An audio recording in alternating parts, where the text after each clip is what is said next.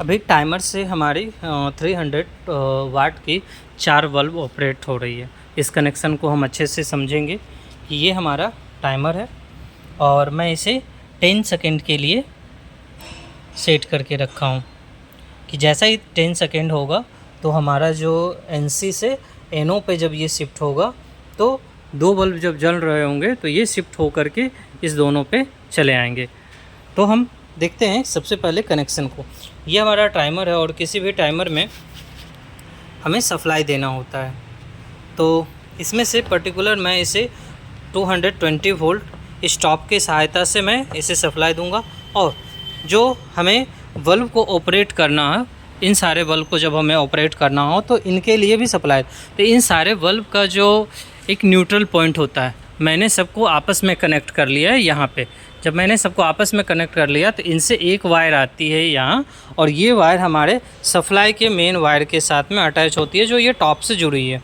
और जो हमारा टॉप से दूसरी वायर आ रही है ये तो न्यूट्रल वायर हो गया, और ये हमारा फेज वायर जो है हमारा टाइमर से हो करके जाएगी। तो टाइमर में क्या है कि हमारा इनपुट के स्थान पे 2 पॉइंट है, तो मैं इसे कनेक्ट करके एक वायर की सहायता से मैंने इसमें सप्लाई दे दी है। अब यहाँ से क्या होता है कि हमें 4 बल्ब ऑपरेट करने के लिए 4 पॉइंट मिलते हैं। क्या होता है, इनमें से अगर 15 नंबर से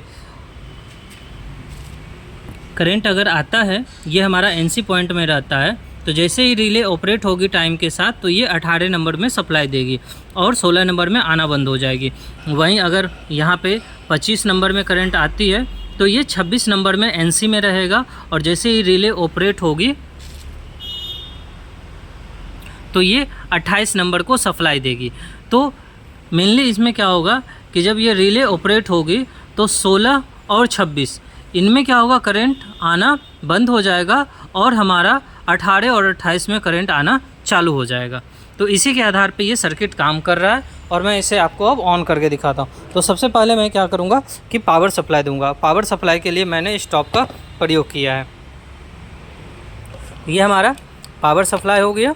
पावर सप्लाई देते के साथ जो हमारा NC वाला पॉइंट है ये क्या करेगा, डायरेक्ट सप्लाई को ऊपर तक भेज देगा।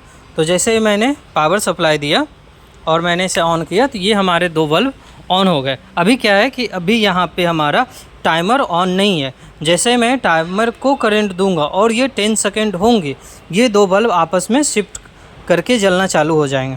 जैसे मैंने अभी, ये हमारा टाइमर का टॉप है।